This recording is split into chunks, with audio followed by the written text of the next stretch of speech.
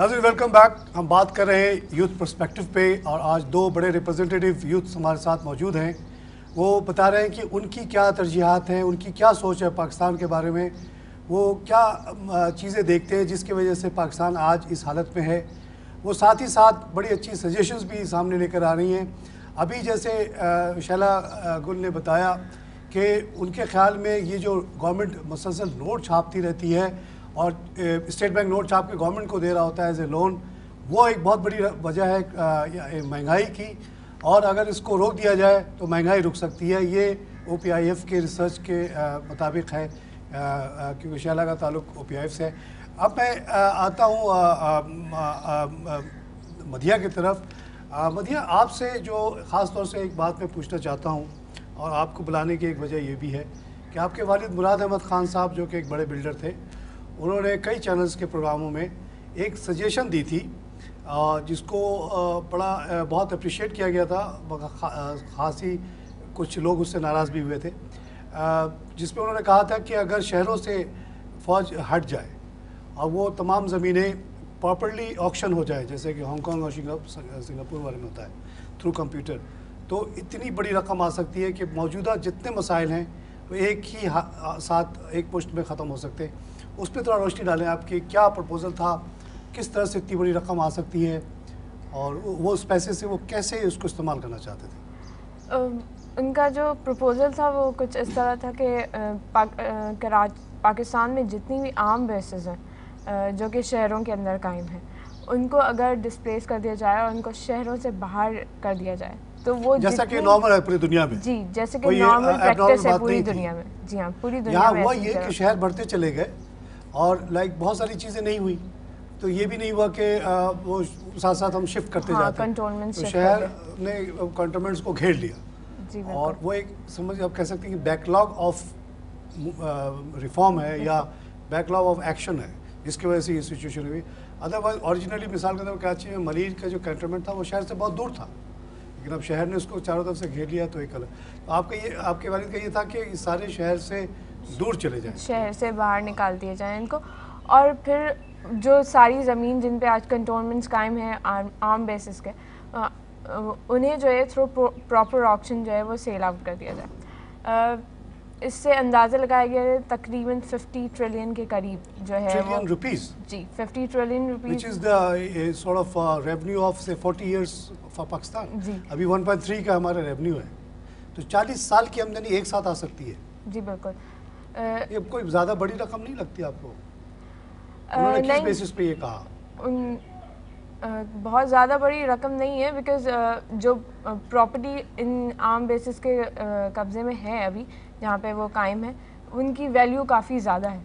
As a builder उनको ये पता था, और उनके साथियों ने भी उसको, इबाद वालों ने भी उसको सपोर्ट किया था, और उनका प्रपोज़ल ये था कि इसको हम जो है जो पाकिस्तान के बड़े मसाइल हैं उनको बहुत आसानी से इनसे हल किया जा सकता है। जैसे कि हमारा सबसे बेसिक प्रॉब्लम फॉरेन और डोमेस्टिक डेब्ट है, वो तकरीबन 10 ट्रिलियन के करीब जो है हम उससे वो अदा कर सकते हैं। अच्छा, वो उससे 50 में से 10 ट्रिलियन देके आप फॉरेन डेट ख़त्म कर दें, उससे 1/3 जो आपकी बजट का खर्चा वो ख़त्म हो जाएगा फॉरेवर। जी बिल्कुल। उसके बाद बाकी कुछ 8 to 10 ट्रिलियन हम आर्मी बेसिस शहर से बाहर बनाने के लिए उसमें इन्वेस्ट कर सकते हैं। ठीक है। उसके बाद बाकी जो पैसे हैं वो हम कुछ ऑलमोस्ट 10 ट्रिलियन जो है अगर हम चाहें तो फ़ौज के जो आइंदा अखराजात हैं उसके लिए हम डिपॉजिट करके इन्वेस्ट कर सकते हैं। 1000 बिलियन की, तो उससे वो फौज चलती रहेगी, अब फौज पे कोई खर्च नहीं, क्योंकि फौज का हमारे बजट में सबसे ज़्यादा खर्चा फौज डेट का भी खर्चा खत्म, तो दो बड़े खर्च तो बजट के आपके खत्म हो गए, तो बजट बिल्कुल रिलैक्स हो जाएगा इस तरह कई सालों के लिए। बाकी जो पैसे बचते हैं उनका ये था कि उनको जो बेसिक नीड्स हैं कंट्री की उसके लिए लगाया जाए, जैसे साफ़ पीने का पानी हो गया, फूड, शेल्टर, एजुकेशन और हेल्थ पे लगाया जाए। हेल्थ तो इस तरह से तो सारे मसले माशाल्लाह ख़त्म हो सकते हैं। ये आई होप के लोग सुन रहे हैं, पहले भी वो बात आप लोग पे ला चुकी है, और ये तो बहुत ही खुशाइन बात है और इससे कोई नुकसान नहीं है। पूरी दुनिया में फ़ौज कभी भी शहर के अंदर नहीं होती, वो सिक्योरिटी रीज़न की वजह से भी नहीं होती है। रावलपिंडी में जो ओजरी कैंप का वाक़या हुआ, जिसमें तमाम एमुनेशन एकदम से ब्लास्ट हो गए और उससे पूरा शहर तबाह हुआ, वो हमारे सामने है। रिसेंटली टेररिस्ट अटैक्स जो होते रहे GHQ के ऊपर हो गए, क्योंकि इर्द गिर्द आबादियाँ थी, बहुत आसानी से वो अटैक कर सकते थे। अभी भी आप देखिए कि कराची में जो बहुत सारे बेसेस हैं उसके इर्द गिर्द बड़ी आबादियाँ हैं, वहाँ से कोई भी टेररिस्ट आके इजीली इनको अटैक कर सकता है। सऊदी अरबिया वगैरह में ये होता है कि शहरों से कम 100 मील दूर रखते हैं इसको, और 40 मील के करीब तो किसी को जाने नहीं देते। तो बहुत मुश्किल है कि कोई आदमी 40 किलोमीटर को तोड़ते हुए बेस तक पहुँचेगा और कोई ब्लास्ट कर देगा। चलो आपकी तरफ आता हूँ, ये बहुत अच्छे सजेशंस तो आ गए, ये वन टाइम सजेशन है, पता नहीं इस पर कब अमल हो ना हो। इसके अलावा आप लोग क्या सजेशंस देती हैं कि पाकिस्तान में किया जाए, जिसके बेसिस पे मुल्क में हालात नॉर्मलाइज हो जाएंगे, मुल्क फिर से तरक्की के रास्ते पे निकल आएगा? आपने महंगाई की बड़ी अच्छी बात कही, उसको हमने नोट देखिए 17 करोड़ की आबादी जो भी पाकिस्तान की मौजूदा आबादी है, उसमें से 8 करोड़ आबादी जो है वो गुर्बत से नीचे लाइन में ज़िंदगी गुजार रही है। एक बहुत ख़तरनाक बात है। इसके बावजूद देखिए आप ज़िंदगी पॉपुलेशन जो है मुस्तकिल बढ़ रही है। तो उसके लिए आप देखें कि जब इतनी अंडर प्रेशर या इतनी अंडर लाइन से ज़िंदगी लोग गुजार रहे हैं, तो हुकूमत को भी चाहिए कि कुछ थोड़ी सी तब्दीली अपनी स्ट्रेटजी जो है वो उसको थोड़ा सा बदले। जैसे कि टैक्स का मौजूदा सिस्टम है, जिसमें गरीब के हर जो एसेंशियल चीज़ें जो हैं उसके इस्तेमाल की रोज़मर्रा की, उस पर वो टैक्स ले रही, जैसे ऑयल है और जैसे नमक है, कितनी छोटी सी चीज़ है या एक हमारे लिए एक बिल्कुल सस्ती सी चीज़ है, लेकिन इसके बावजूद जो है एक गरीब आदमी उसको अफोर्ड नहीं कर सकता। जैसे ऑयल पर लीटर जो है वो 25 रुपये इसको टैक्स लिया जा रहा है, इस तरह चीनी पे टैक्स लिया जा रहा है। हर जो चीज़ जो उसकी essential things of basic necessity जो है उसकी, उस पर वो ले रहा है। इसी तरह जो असल जो नज़र है, जो टैक्स जो होना चाहिए वो गवर्नमेंट जो है वो हासिल नहीं कर रही। जैसे वेल्थ टैक्स है हमारे यहाँ जो है वो अभी आप कह रही कि अमीरों पे जो, जी हाँ, अमीरों पे जो वेल्थ टैक्स पूरे दुनिया में है वो यहाँ पर नहीं है, और सिर्फ गरीबों से टैक्स हासिल किया जा रहा है, जो इनडायरेक्ट टैक्स हैं। इसके अलावा हमारे पास डायरेक्ट टैक्स जो है हुकूमत को उस पर नज़र रखनी चाहिए, जिसमें वेल्थ टैक्स है, इनहेरिटेंस टैक्स है और एग्रीकल्चर की आमदनी पर होने वाला टैक्स है। इसी तरह जो वेल्थ टैक्स की बात कर रहे हैं हम, उसमें 5 करोड़ की आमदनी पर जो है वो 2% जो है वो उस पर टैक्स लिया जाता है पूरी दुनिया में। तो हमारे यहाँ जो अमीर है उस पर तो कोई भी एक बड़ी अनयूजुअल सिचुएशन जो पाकिस्तान की है, पूरी दुनिया में टैक्सेशन जो है अमीरों पे होता है, गरीबों को इनफैक्ट दिया जाता है। कनाडा वगैरह में जब जुलाई का महीना आता है तो एक खुशी की लहर दौड़ती है आम लोगों में, क्योंकि जो कुछ उन्होंने इनडायरेक्टली दे दिया होता है वो उनको वापस मिल जाता है, उससे ज़्यादा मिल जाता है। क्योंकि इसी दौरान गवर्नमेंट जो है ना अमीरों से बहुत ज़्यादा टैक्स ले रही होती है, 60-70% टैक्स होते हैं, बड़ी प्रॉपर्टी पे बड़ा टैक्स होता है, वेल्थ टैक्स होता है, इनहेरिटेंस, एग्रीकल्चर की जो लैंड है, गवर्नमेंट के पास टोटल कलेक्शन बहुत ज़्यादा हो जाती है, और आवाम से जो गरीब आवाम से इनडायरेक्टली किसी वजह से वो ले लेती है, वो उसको वापस कर देती है विद एडिशनल अमाउंट। जबकि हमारे यहाँ वापसी की कोई सूरत नहीं, यहाँ तो कोई, यहाँ लोग टैक्स जमा ही नहीं करते। अच्छा, एक और दूसरी बात ये कि सूबों को अपनी जो वसाइल हैं, अपने रिसोर्सेज पर इख्तियारात नहीं हैं, वो तमाम चीज़ें जो है वो कराची लाई जाती हैं और वो इंडस्ट्रियल लेवल पे उसको जो बनाया जाता है, उसी की वजह से जो कराची में कच्ची आबादियों की तादाद जो है वो बढ़ती चली जा रही है। और जो 80% आबादी है, कच्ची आबादियाँ जो हैं वो शहर के 20% हिस्से पर आबाद हैं, क्योंकि वो रहना चाहती हैं इंडस्ट्रियल एरिया के करीब करीब, लेकिन वहाँ जो है वो प्रॉपर कोई क्वालिटी नहीं है, इंफ्रास्ट्रक्चर उनके लिए नहीं है। वो जैसे चाहे अपने तहत जो है वो अपनी आबादियों को आबाद करते हैं, लेकिन वो भी कभी पहाड़ काट के, कभी समुद्र भर के। तो अगर हम सूबों को इख्तियार दे दें अपने वसाइल को इस्तेमाल करने का, और वहीं लोकल इंडस्ट्रीज़ वहाँ लगाई जाएँ, तो कम से कम इस किस्म के प्रॉब्लम जो कराची में आबादी बढ़ जाने की वजह से, पॉपुलेशन की वजह से जो स्ट्रीट क्राइम्स हो रहे हैं, या कच्ची आबादी के जो लोग ही हैं वो वहीं उन्हीं इलाकों में ज़्यादा हंगामे होते हैं। या जब भी हम देखते हैं कि कराची में अमन अमान का जो मसला आता है वो वहीं, हाँ, वो जब वो तकलीफ में होंगे तो कुछ एक्सप्रेस तो करेंगे। 80% लोगों को इतने कम जगह में आपने पैक किया हुआ है, तो उसका कुछ ना कुछ तो नतीजा होगा। एक कमरे में 20-20, 22-22 लोग सोते हैं, वहाँ बिजली नहीं, वहाँ पानी नहीं, वहाँ ये नहीं, वो नहीं, तो जाहिर है उसका गुस्सा है। तो आप ये क्या चाहती हैं उस सिलसिले में? देखिए, कच्ची आबादी को सबसे पहले लीज करना चाहिए। अच्छा। क्योंकि जो लोग रह रहे हैं, आबाद हैं, वो तो अब कहीं जाने वाले नहीं हैं, वो परमानेंट उन लोगों ने जो हाउसेस बनाए हुए हैं उनको उस पर तो कुछ फ़ायदा होना चाहिए, क्योंकि लीज करने से क्या उनकी हालत अच्छी हो जाएगी? जी हाँ, उससे ये फ़ायदा होगा कि जो लीज की जो गवर्नमेंट को रकम हासिल होगी, उससे वो उस इलाके को बेहतर बना सकते हैं, डेवलप कर सकते हैं, और उससे एक मुस्तकिल एक आमदनी का ज़रिया भी है। ये कोई अगर वो इंफ्रास्ट्रक्चर बिछा रहे हैं, वहाँ रोड और बिजली मुहैया कर रहे हैं, तो वहाँ से वो मुस्तकिल आमदनी हासिल कर रहे हैं।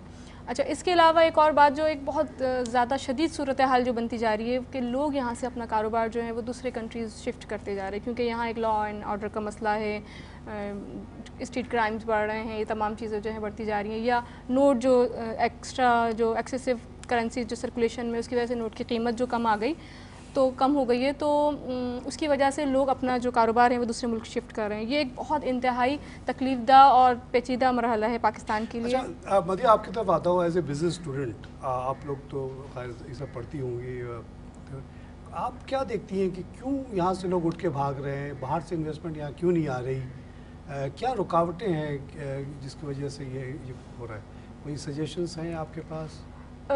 یہاں پہ اکانومی کا کافی برا حال ہے اور وجہ بالکل یہی ہے کہ یہاں انویسٹمنٹ نہیں آ رہی باہر سے، اور جو یہاں بھی جو فرنٹ لائن ورک فورس ہے وہ بھی باہر موو کر رہی ہے. برین ڈرین کا فنومینا کافی کامن ہو گیا ہے. اس کی وجہ یہ ہے کہ یہاں پہ پہلے تو لا اینڈ آرڈر سچویشن بہت خراب ہے. سب سے بڑی وجہ یہ ہے کہ یہاں پہ انصاف مہیا نہیں کیا جاتا، اور انصاف کا جو سسٹم ہے وہ کافی طویل اور مہنگا بھی ہے. اچھا جوڈیشری سسٹم کے سلونیس جو ہے آپ سمجھتے ہیں کہ ریزن ہے فار وائلنس اینڈ پرابلم؟ اگر جلد سے جلد کسی کو انصاف فراہم نہیں کیا جائے گا تو انجسٹس بڑھے گا، اور اس کی وجہ سے جو ہے وہ باقی کرائمز جو ہیں وہ اور پیدا ہوتے ہیں. اس کے علاوہ ہمارے باقی پرابلمز جو آ جاتی ہے، ہماری جو انڈسٹریز جو بند ہو رہی ہیں، شٹ ڈاؤنز ہو رہی ہیں، اس میں بہت بڑا مسئلہ ہمارے یہاں الیکٹرکسٹی کا بھی ہے. الیکٹرکسٹی ہمارے پاس جو ہے یہاں پہ جنریٹ نہیں ہو پا رہی الیکٹرکسٹی پراپر، جس کی وجہ سے جو ہے وہ فیکٹریز کو مہیا نہیں کی جا رہی، اور پھر اس کی وجہ سے as a student of economics and commerce آپ کوئی وجہ دیکھتی ہیں کہ ہمارے یہاں دیکھیے نارملی تو ہم as a market as a economist as a chartered accountant ہم یہ جانتے ہیں کہ مارکیٹ جو فری اکانومی ہوتی ہے وہ نارمل رسپونڈ کرتی ہے ٹو دا نیڈ. اگر انٹرپرینئرس یہ دیکھیں گے کہ there is a need for electricity, they will produce electricity and the shortage will be gone. یہ جو اتنا بڑا گیپس وغیرہ تو صرف اس جگہ پہ آتا ہے جہاں بہت زیادہ کنٹرولس ہو یا سوشلسٹ ٹائپ کی اکانومی ہو، جہاں کوئی اسٹیٹ بیٹھ کے یا کوئی کچھ 4-5 لوگ مل کے ڈیسائیڈ کر رہے ہوں کہ بجلی بنانی ہے یا نہیں. In a free flowing economy demand and supply will determine کہ سپلائی آئے. اگر شارٹیج لوگ دیکھیں گے تو الیکٹریسٹی پیدا کریں گے اور اس کی ریٹس بڑھ جائیں گے. تو why this is happening? Pakistan میں ایسا نہیں ہے، یہاں پہ فری فلو نہیں ہے. یہاں پہ پاکستان میں الیکٹرکسٹی اگر کوئی بھی شخص جو ہے وہ چاہتا ہے کہ اپنی انڈسٹری کے لیے یا اپنے علاقے کے لیے وہ الیکٹرکسٹی پروڈیوس کر لے خود سے، تو اس کو اس کی پرمیشن نہیں ہے. اسے جو ہے وہ جا کے پرمیشن لینی پڑے گی. 50 میگا واٹ سے ابو اگر آپ پلانٹ لگانا چاہتے ہیں تو اس کے لیے آپ کو جو ہے وہ جا کے پرمیشن لینی پڑے گی، اور وہ اتنی اسلام آباد سے، جی بالکل، اور وہ بہت ہی لیندی پروسیس ہے اور اتنی آسانی سے وہ پرمیشن ملتی ہے. آپ سمجھتے ہیں یہ ایک وجہ ہو گئی یہاں پہ جو ڈیمانڈ سپلائی میں گیپ آیا ہے؟ جی اس کی ایک وجہ یہ ہو سکتی ہے کہ گورنمنٹ کے کنٹرولز بہت زیادہ ہیں. اگر یہ نہ ہوتے تو شاید نارمل اکانومی رسپونڈ کر جاتی اس کو، اس سچویشن کو. پاکستان میں جو ہے وہ بہت تھرڈ میں کوئلہ جو ہے وہ کافی وافر مقدار میں پایا جاتا ہے، اور کافی کمپنیز یہاں پہ انویسٹ کرتی ہیں اس میں، پر یہاں پہ کنٹرولز اتنے زیادہ ہیں اس کے اوپر کہ جو انویسٹمنٹ آتی بھی ہے یہاں پہ وہ واپس چلی جاتی ہے. آلموسٹ ایک کمپنی آئی بھی تھی جو شنوا کمپنی، وہ 6000 میگا واٹ کا پلانٹ لگانا چاہ رہی تھی، پر یہاں پہ ان کو اتنی پرابلم فیس کرنی پڑی کہ وہ واپس چلے گئے. تو آپ سمجھتے ہیں اگر شنوا لگ چکا ہوتا تو ابھی کوئی کرائسس نہ ہوتا؟ جی بالکل کوئی کرائسس نہیں ہوتی. اس طرح سے آپ ایک طرح سے نیپرا کو بلیم کر رہی ہیں. نیپرا جو ادارہ ہے کہ نیپرا ہی کا کہتے ہیں کہ وہی ڈٹرمائن کرتا ہے کہ کیا ریٹ ہوگا، کون سی کمپنی لگی. اگر نیپرا نہ ہوتا تو آپ کے خیال میں یہ الیکٹرک کا مسئلہ نہ ہوتا اس وقت؟ ہاں گورنمنٹ کو چاہیے کہ اسی طرح کے اور بھی ادارے ہیں جو ہمیں پرابلم کریٹ کر رہے ہیں. جی ہاں، جیسے کوئی ادارہ بتائیں گے؟ آئل ریگولیٹری جو اتھارٹی وہ بھی بیکار ہے، وہ بھی پرابلم کرتا ہے. جی بالکل. اوگرا. تو یہ آپ لوگ چاہیں گے کہ اس طرح کے ادارے بند کر دیے جائیں؟ اس طرح کے ادارے بند کر دیے جائیں، ان کو جو ہے وہ فری مارکیٹ میں چھوڑ دیا جائے، ڈیمانڈ اینڈ سپلائی کے اس سے جو ہے وہ ڈیسائیڈ کیا جائے. ہم کہتے ہیں کہ فری اکانومی ہے تو پھر کیوں رکاوٹیں لگائی جائیں؟ لیٹ مارکیٹ ڈیسائیڈ کہ الیکٹریسٹی کتنے کا بکے گا، کون بنائے گا, کون بیچے گا, کون خریدے گا, یہ لوگوں پہ چھوڑ دیں. ہزاروں چیزیں بک رہی ہیں. اسی طرح تیل جو ہے وہ کون بنائے گا, کہاں سے لائے گا, ایران سے لائے گا, ازبکستان سے لائے گا, جہاں سے بھی لائے بھیجے. تو اگر یہ ہوگا تو آپ سمجھتے ہیں کہ حالات بہتر ہو سکتے ہیں جی بالکل, اور ریٹ کم آ سکتے ہیں. انشاءاللہ پروگرام کا وقت ختم ہونے پہ آ رہا ہے. اب آپ اور ایک دو پوائنٹس بتائیں جو آپ سمجھتی ہیں کہ آپ ذاتی طور پہ یا آپ کے جو ریسرچ ٹیم ہے وہ کیا اور سجیشنز سامنے لے کر آئی ہیں جو ہم عوام تک پہنچائیں. دیکھیں اس میں سب سے پہلے لینڈ ریفارم ہے. لینڈ ریفارم, جی ہاں, لینڈ ریفارم جو ہے اس سے پہلے بھی ہم اس پہ بات کر چکے ہیں کہ 77 میں بھی ضیاء الحق ان کے زمانے میں, بھٹو کے زمانے میں اس پہ بات ہوئی ہے, لیکن اس وقت غیر اسلامی ثابت کر دیا گیا. حالانکہ یہ بالکل غیر اسلامی نہیں ہے, کیونکہ ہر شخص جو بھی دولت اس وہ رکھتا ہے اس پہ دوسرے کا بھی حصہ ہے. تو اسی طرح اسلام میں تو یہ حکم ہی نہیں ہے کہ آپ بہت زیادہ دولت کو جمع کر لیں اور جو ہے وہ اس پہ اپنا حق جتا کے جو ہے نا وہ کسی کو نہ دیں. تو اسی طرح اگر لینڈ ریفارم جو ہے وہ یہاں کر دیا جائے تو جتنے بھی بڑے بڑے زمیندار ہیں, ایک تو خیر ان کے لیے تو یہ خلاف بات ہے, لیکن اگر ہم غریبوں کا واقعی ایک بھلا چاہتے ہیں جو کہ جی ہاں عوام کی بات یہ ہے کہ یہ جو زمیندار ہیں یا جو بھی بظاہر بہت پاورفل لوگ نظر آ رہے ہیں وہ ان کی تعداد بہت تھوڑی ہے, بہت کم ہے اور ان کی طاقت ضرورت سے زیادہ محسوس ہوتی ہے, لیکن ایکچولی نہیں ہے. ایکچولی نہیں ہے, اصل طاقت عوام کی ہے. اگر ایگریکلچر کنٹری ہے ہمارا ملک جو ہے بیسیکلی, تو اور لیکن عام کسان کے پاس جو ہے بالکل زمین نہیں ہے. غربت کیوں ہے گاؤں میں؟ سب سے زیادہ غربت ہے کیونکہ گاؤں میں کسانوں کے پاس زمین نہیں ہے اور وہ دوسروں کی زمین پہ کام کرتے ہیں اور وہ نسل در نسل جو ہے وہ چلے آ رہے ہیں کام کرتے ہوئے. کیا ان کا اتنا حق بنتا ہے کہ وہ 2 ایکڑ زمین جو ہے نا ان کو لینڈ ریفارم کی صورت میں ان کو جو ہے وہ دی جائے؟ 2 ایکڑ کیا سمجھ میں نہیں آیا, 2 ایکڑ کیا کریں؟ 2 ایکڑ زمین جو ہے ان کو دی جائے. اچھا, لینڈ ریفارم کی صورت میں نا صرف 2 ایکڑ؟ جی ہاں, اس لیے کہ وہ ایک سفیشینٹ کوانٹٹی جو ہے فوڈ کی اپنی پیدا کر لیتا ہے اس اتنی زمین پر, اور اس سے کم غربت جو ہے نا غریبوں کی تعداد میں کم سے کم دیکھیے 77 کا جو لینڈ ریفارم تھا اس کے تحت تو 100 ایکڑ پہ لانا تھا, وہ تو رک گیا. اس سے پہلے جو 72 کا لینڈ ریفارم تھا اس کے تحت 150 ایکڑ پہ ابھی جو قانون چل رہا ہے, اور آپ ایک سے نیچے آ کے کہہ رہی ہیں کہ 2 ایکڑ دے دیے جائے. جی ہاں, عام کسان کے لیے 2 ایکڑ, اور زمیندار کو کتنا ملے گا؟ جی ہاں, زمیندار کو 20 ایکڑ. 20 ایکڑ؟ جی ہاں, زیادہ سے زیادہ جو ہے اس کو 20 ایکڑ. یہ فارمولہ کہاں سے آیا ہے بھائی؟ یہ OPIF کا فارمولہ ہے جو کہ پوری ایک ریسرچ کے بعد انہوں نے یہ پیش کیا ہے. لیکن اس کی وجہ یہ ہے کہ اگر ایک خاندان جو ہے اپنے لیے ایک سفیشینٹ کوانٹٹی فوڈ کی اس پر پیدا کر لیتا ہے ایگریکلچر کر کے, تو وہ اس کے لیے کافی ہے. ٹھیک ہے نا, ایکسٹرا اگر وہ کمائے گا تو پھر آپ سمجھتی ہیں کہ وہ ایک چھوٹا سا فیملی خود کفیل ہو جائے گا, کر سکتا ہے, اور اس کے پھر غربت اور بھوک وہ ختم ہو جائے گی. جی ہاں, تو گاؤں کی غربت تو اسی طرح دور ہو جاتی ہے. دوسری بات ہے کہ شہروں کی جو غربت ہے وہ لیز کر کے آپ اس کو دے سکتے ہیں. آپ نے کہا کہ کچی آبادی کو 60% جو گاؤں میں غربت ہے وہ 2 ایکڑ زمین دینے سے ختم ہو جائے گی, اور شہروں میں اگر آپ جتنے کچی آبادیاں اس کو لیز کر دیں تو 40% باقی جو غربت ملک کی وہ بھی ختم ہو جائے گی. اور سب سے بڑی بات ہے کہ ہم اپنے جو ڈیفینس پہ پیسہ خرچ کر رہے ہیں وہ کم سے کم کر کے, جو ہر سال جو ہے 700 بلین ہم ڈالرز خرچ کر رہے ہیں اپنے ڈیفینس پر, تو اس کو کم کر کے اپنے ایجوکیشن پہ, ہیلتھ پہ اور جو بیسک نیڈس آف لائف ہیں اس پہ خرچ کیا جائے. ڈیفینس پہ کیسے ختم کریں؟ ہماری انڈیا سے اتنی بڑی دشمنی چل رہی ہے, دشمنی جو ہے نا یہ ایک بنائی گئی ہے تاکہ انڈیا میں ختم کرنا چاہ رہے ہیں. جی ہاں, زیادہ ترقی نہیں کر سکیں. یہ کانٹیننٹ جو ہے اگر ہماری آرمی کمزور ہے تو انڈیا میں کھا نہیں جائے گا. نہیں, انڈیا میں بھی کچھ غربت کم نہیں ہے. کہا جاتا ہے کہ اگر ایک میزائل جو خریدا جاتا ہے اس کی رقم سے, اتنی ہی رقم سے ایک اسکول کے تمام بچوں کو ایک وقت کے لیے 5 سال تک اس کو کھانا کھلایا جا سکتا ہے. جی ہاں, ایک وقت کا کھانا, جو کہ انڈیا پاکستان میں بہت ضرورت ہے, بہت ضرورت ہے. آپ یہ کہ میزائل خرید لیں یا اپنے بچوں کو کھانا کھلا دیں, تو آپ کی چوائس پر ہے یہ کہ آپ کیا کرنا چاہتے ہیں. آپ میزائل خرید رہے ہیں میزائل کے فیور میں, ہم تو میزائل چاہتے ہیں, ہم چاہتے ہیں کہ پوری دنیا پہ ہم قبضہ کر لیں. نہیں, یہ تو ایک خواب ہے. اچھا, آپ اس کو آپ کو بھول جائیں, لیکن اب جب تک گلوبل ورلڈ ہے ہماری تو ہمیں سے دوستی کرنی ہی پڑے گی. یہ تو ایک خواب ہے. اب آپ جو پچھلی نسل کی جو باتیں ہیں اگر آپ اس یوتھ سے پوچھیں تو یہ ہمارے لیے ایک امپورٹنٹ بات نہیں ہے. یہ ایک پرانی نسلوں کی بات ہے. آپ لوگ اپنے ملک میں ہی دیکھتی ہیں. یوتھ ایسا نہیں چاہتی کہ جو ہے قبضہ کیا جائے. یوتھ چاہتی ہے کہ پراسپیرٹی ہو پوری ہمارے ملک میں بھی اور باقی دنیا میں بھی.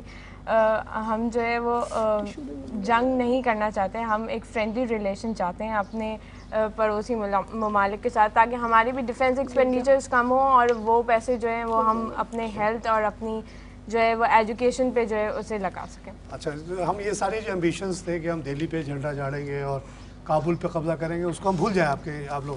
اچھا, ہم لوگ چلے جائیں گے تو آپ لوگ اس کو بھول کے آپ دوستی کر لیں گے انڈیا سے؟ جی بالکل. اچھا, تو بڑی فکر کی بات ہے. بہرحال یہ آپ لوگوں کا اپنا یہی ہے یوتھ پرسپیکٹیو, ہم نے اس کو ہم کیا کر سکتے ہیں. اس کے علاوہ اور کوئی آپ کے پاس کوئی اور تجویز؟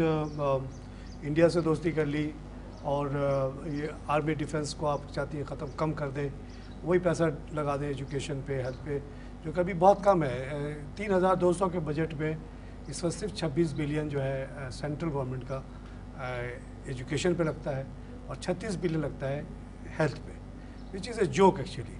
تو اگر آپ لوگوں کی بات مان لی جائے, اور یہی شاید آپ کے وہ ہے کہ جب انڈیا سے دوستی ہو جائے گی تو ایکسپینڈیچر ختم ہو جائیں گے, یا افغانستان پہ جو قبضہ کرنے کا ہمارا جو شوق ہے یا بھوت ہے وہ اتر جائے گا, تو ہم اپنے لوگوں پہ وہی پیسہ لگا دیں گے, اس سے حالات بہتر ہونے شروع ہو جائیں گے. چلو, آپ پروگرام کا وقت ختم ہو رہا ہے, آپ بتائیے اور کچھ پوائنٹس ہیں آپ کے پاس؟ دیکھیے, اب بات یہ ہوتی ہے کہ پاکستان میں کبھی اصلی جمہوریت جو ہے وہ کبھی قائم نہیں ہوئی ہے. اچھا, آپ جمہوریت پہ آ گئی ہیں؟ جی ہاں, بات نہیں آ جاتی ہے نا, یہ اصلی یہ ڈکٹیٹر فوجی ہیں جو کبھی ہیں, یا سول ڈکٹیٹر ہیں جو کہ ہمارے ملک پہ. یہ ابھی کی حکومت کو آپ سول ڈکٹیٹر کہہ رہی ہیں؟ بالکل, اس لیے کہ عوام کی بھلائی کے لیے یا اس کے لیے ہمیں کوئی کردار نظر نہیں آتا ہے. ہر چیز دیکھ لیں, ایجوکیشن بجٹ کم ہو رہا ہے, ہیلتھ جو ہے وہ اس پہ, ڈیفینس پہ ہم زیادہ پیسہ خرچ کر رہے ہیں. تو یہ تمام چیزیں جو ہیں وہ عوام کی بھلائی کے لیے نہیں ہیں. انمپلائمنٹ بڑھ رہی ہے, اس کی وجہ سے کرائم ریٹ بڑھ رہا ہے. کوئی موجودہ سیاسی حالات میں کوئی بھی حل نظر نہیں آ رہا ہے. جیسے مشرف کی حکومت گئی جس کو ہم ڈکٹیٹر کہہ سکتے تھے, اور یہ عوامی حکومت آئی. جی ہاں, آپ کو اس پہ ہمیں تو کوئی خاص فرق محسوس نہیں, ہماری یوتھ کو کوئی خاص فرق, بالکل تبدیلی نہیں آئی ہے, بلکہ اپنے ہی جو اپنے فوائد جو بھی نظر آتے ہیں تو وہی کام ہوتا ہے. بے نظیر فنڈ انہوں نے کیا نا, لیکن کتنے لوگوں کو کرتے ہیں, وہ بھی اب وہی نوٹ چھاپ کے 70 بلین جو ہے لوگوں کو دے دیں, پیسہ دے دیں آپ, تو وہی دوسری طرف مہنگائی ہو رہی ہے. تو یہ کوئی حل نظر نہیں آتا ہے. تو کم از کم ایسا نظام ہو جس میں یوتھ کا پارٹیسپیشن بہت ضروری ہے, جو ہمیں اس کے لیے آپ لوگوں کو یوتھ پارٹی بنانی پڑے گی. ہم لوگ تو ان چیزوں کو مانتے نہیں, نہ ہم کریں گے. آپ لوگ کہ اب آپ کا ملک ہے, آپ کا جنریشن ہے, آپ لوگ کوئی ایسی پارٹی بنائیں جس میں یہ ساری باتیں لے کر آئیں اور جیتے. کیونکہ اگر یہ جو ابھی ایگزسٹنگ پارٹیز ہیں, چاہے وہ نواز شریف کی ہو, چاہے زرداری صاحب کی ہو, یہ تو ان چیزوں پہ بالکل دھیان نہیں دے گی, نہ سنے گی آپ کی بات, نہ انڈیا سے دوستی کرے گی, نہ ملٹری ایکسپینڈیچر کم کرے گی, نہ ایجوکیشن کو بڑھائے گی, نہ ہیلتھ کو بڑھائے گی. کیونکہ ان کی سوچ کچھ اور ہے. یہ میری جنریشن ہے, میری بھی اسی طرح کی سوچ ہے. تو اس کے لیے آپ لوگوں کو الگ پارٹی بنانا پڑے گا اور ہم لوگوں سے کمپیٹ کرنا پڑے گا. یعنی آپ کی youth party will compete with Peoples Party, will compete with PML-N, PML-Q, MQM, ANP. Compete تو اس وقت ہوتا ہے جب آپ اپنے آپ لوگ یہ جو باتیں آپ سمجھتی ہیں کہ آپ کی یوتھ یا عوام جنرلی سمجھتی ہے, آپ کے ساتھ دے گی یا ہمارا ساتھ دے گی؟ لیکن دیکھیں, جب آپ عوام کے مسائل پر بحث کریں گے, عوام کے مسائل کو حل کرنے کی کوشش کریں گے, تو کیوں نہیں عوام آپ کے ساتھ ہوگی. آپ سمجھتی ہیں کہ آپ کو ووٹ مل جائے گا؟ نہیں, ووٹ کا ایک الگ معاملہ آ جاتا ہے, لیکن اگر آپ ان کے حق کے لیے لڑیں گے تو وہ ایک الگ ایسے بڑے بڑے لیڈر بیٹھے ہوئے ہیں, بھائی لوگ بیٹھے ہوئے ہیں, یا تو آپ ان کو لیڈر کو آپ فیس کر لیں, یا آپ عوام کو. حکومتیں جو بنائی جاتی ہیں وہ عوام کے لیے بنائی جاتی ہیں بیسیکلی. تو یہ آپ پہ ڈیپینڈ کرتا ہے کہ آپ کیا چوز کرتے ہیں ان دونوں میں سے. چلیے, پروگرام کا وقت ختم ہو رہا ہے. میں دعا کرتا ہوں کہ آپ لوگوں کی باتیں ابھی جو ایگزسٹنگ پارٹیز ہیں ان تک پہنچی. آپ لوگ 10 کروڑ لوگ ہیں, اگر جو پارٹی آپ لوگوں کی باتوں پہ دھیان نہیں دے گی, they will be the losers. Time changes very fast, things changes very fast. ابھی آپ نے عرب کنٹریز میں دیکھا کہ وہ اسٹیبلش لوگ جو 50 سال سے 40 سال سے حکومت کر رہے تھے, اور جن کے بارے میں یہ سوچ تھی کہ ان کو کوئی ہٹا ہی نہیں سکتا, کوئی یہ تبدیلی آ ہی نہیں سکتی, وہ آ گئی. اب فیس بک اور انٹرنیٹ اور موبائل کے ذریعے آپ لوگ آپس میں ایسا انٹریکٹ کرتے ہیں کہ آپ لوگوں کی واقعی بڑی پاور بنتی چلی جا ری ہے, اور یوتھ نے اتنے بڑے بڑے اسٹیبلش لوگوں کو ہٹا دیا. تو پاکستان میں بھی شاید تبدیلی آ جائے, مگر you need to channelise your energy through a party with a manifesto. جیسے تونیشیا میں ہوا, فیس بک پہ آدھے لوگ تھے, انہوں نے ایک بات پہ ایگری کیا کہ اس کو ہٹاؤ, تو ہٹا تو دیا, لیکن دیر از نو الٹرنیٹیو لیڈرشپ. کوئی ان کے پاس پارٹی نہیں تھی جو ٹیک اوور کر لیتی یوتھ کی یا ایجوکیٹڈ لوگوں کی. یہی حال ایجپٹ میں ہوا. ایجپٹ میں آپ دیکھ لیں کہ ابھی وہی اسٹیبلشمنٹ رول کر رہی ہے, مسلم ممالک کو ہٹن کرنے سے کوئی فرق نہیں پڑا. اس کے ساتھ ہی میں آپ لوگوں کو گڈ وش کرتا ہوں کہ آپ لوگ کی باتیں عوام تک پہنچی ہیں, آپ اس کو پارٹی کی صورت میں मैनिफेस्टो की सूरत में लेकर आएँ और तब्दीली आए। नाज़रीन, ये यूथ पर्सपेक्टिव भी आपने हमारी बात सुनी। ये यंग लोगों ने बड़ी इंटरेस्टिंग बातें की हैं। कुछ चीज़ें तो हमें स्टमक नहीं हो रही हैं, हम उनको मानने के लिए तैयार नहीं, लेकिन ये फैक्ट है। अब ये मुल्क इन्हीं का है, यही जो जैसे चाहेंगे इसको चलाएंगे। और ये अगर ये पार्टी बना के आ जाते हैं इन बातों को, और इनका ख्याल है कि ये इन बातों पे इनको वोट मिल जाएगा, तो हमारी जो अभी एग्जिस्टिंग पार्टीज़ हैं वो तो गायब हो जाएंगी बिल्कुल, और फिर ये मुल्क बिल्कुल ही नए शेप में आएगा। इनकी जो बातें हैं लैंड रिफॉर्म की, कच्ची आबादी की, महंगाई पे, टैक्स पे, इंडिया से दोस्ती पे इन्होंने जो बातें की हैं बड़ी ख़तरनाक भी हैं और अच्छी भी हैं। मदिया ने अपने वालिद का जो प्रोग्राम बताया वो भी बहुत इंटरेस्टिंग है। अगर उस पर अमल हो जाए तो शायद ये मुल्क बिल्कुल तब्दील हो जाए। क्यों ना हम इन लोगों को चांस दें। हमने तो अपनी इनिंग्स खेल ली, हमसे पहले वाली नस्ल ने हमने तो बहुत कुछ अच्छा डिलीवर नहीं किया, आधा मुल्क गंवा दिया। आधे मुल्क में 4 करोड़ लोग भूख से मरते हैं। बकौल शैला गुल के बाकी 4 मिलियन करोड़ लोग जो हैं किसी तरह ज़िंदा हैं। ये तो कोई परफॉर्मेंस नहीं है कि आधे से ज़्यादा आबादी भूख और अफलास में मुब्तला है। तो शायद इन्हीं की बात सही होगी, हम लोगों की बात गलत होगी। और अल्लाह करे इनको हिम्मत दे, ये अपनी जो जुर्रतमंदाना बातें ये करती रहें और इस चैनल के ज़रिए और चैनल्स के ज़रिए ये बातें आवाम तक पहुँचे और फिर एक तब्दीली आए। इसी के साथ आज का प्रोग्राम ख़त्म करता हूँ। खुदा हाफिज़।